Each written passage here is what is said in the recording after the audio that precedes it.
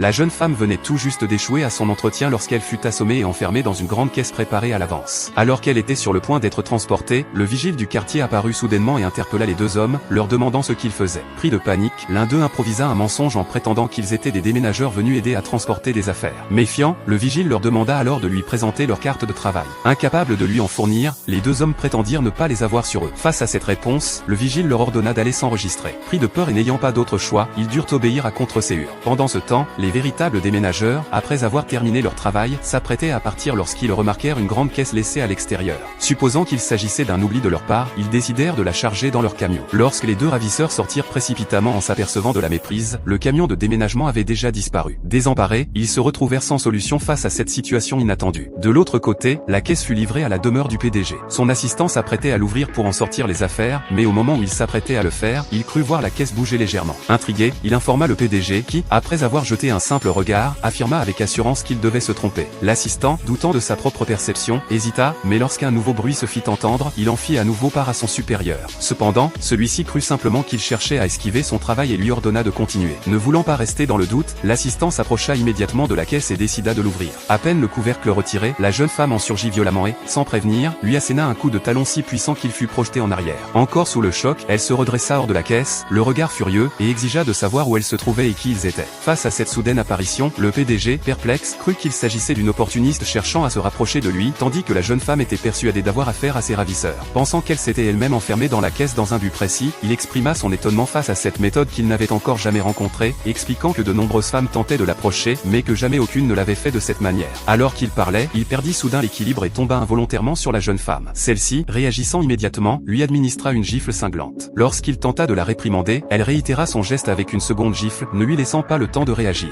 Déconcerté, il réveilla alors son assistant et lui demanda des explications sur la situation, cherchant à comprendre qui était cette femme et comment elle avait pu se retrouver là. Avant même qu'il ne puisse envisager une solution, la jeune femme déclara fermement qu'elle contacterait immédiatement la police s'il ne la laissait pas partir.